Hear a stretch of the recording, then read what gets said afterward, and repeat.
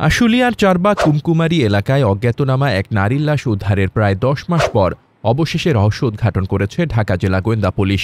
হত্যাকাণ্ডের মূল হোতা বিদ্যুৎ মণ্ডলকে রাজধানীর খিলগাঁও এলাকা থেকে গ্রেফতার করা হয়েছে। পুলিশ জানায়, ২৭ জানুয়ারি ২০২৫ সালে আশুলিয়ার চারবাগ কুমকুমারী এলাকায় অজ্ঞাতনামা এক নারীর মরদেহ উদ্ধার করা হয়।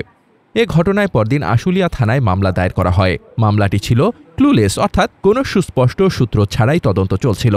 এরপর ঢাকা জেলা পুলিশ সুপার মোহাম্মদ আনিসুজ্জামানের দিক নির্দেশনায় ও ডিবি পুলিশের তত্ত্বাবধানে তদন্তের গতি বাড়ানো হয়। তথ্য প্রযুক্তির সহায়তা ও বিভিন্ন কৌশল অবলম্বন করে ডিবি পুলিশের অফিসার ইনচার্জ মোহাম্মদ জামাল উদ্দিনের নেতৃত্বে এসআই মোহাম্মদ আব্দুস সালাম, এসআই মোহাম্মদ আরিফুল ইসলাম এবং সঙ্গীয় ফোর্স রবিবার দুপুর ১২টা বেজে ২০ মিনিটে রাজধানীর খিলগাঁও থানার বাসাব পশ্চিম নন্দীপাড়ায় অভিযান চালায়। এ সময় মোশাররফের রিকশা গ্যারেজের গলি থেকে হত্যা মামলার মূল হোতা বিদ্যুৎ মণ্ডলকে গ্রেফতার করা হয়। তার বাড়ি জয়পুরহাট জেলার কালাই থানার তালোরা বাইগুনি গ্রামে। বর্তমানে তিনি খিলগাঁওয়ের পশ্চিম নন্দীপাড়ায় ভাড়া থাকতেন। প্রাথমিক জিজ্ঞাসাবাদে বিদ্যুৎ মণ্ডল স্বীকার করেছেন, নিহত নারী তার তৃতীয় স্ত্রী নার্গিস আক্তার।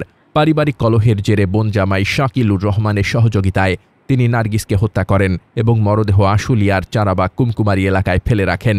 ডিবি পুলিশ জানায়, ঘটনার পর থেকে শাকিলুর রহমান পলাতক রয়েছেন। তাকে গ্রেফতারে অভিযান অব্যাহত রয়েছে। গ্রেফতারকৃত বিদ্যুৎ মণ্ডলকে আশুলিয়া থানায় হত্যা মামলায় গ্রেফতার দেখানো হয়েছে। মামলার আইনানুগ প্রক্রিয়া চলমান বলে জানিয়েছে পুলিশ। মোহাম্মদ শামীম রেজা, দৈনিক খোলা চোখ।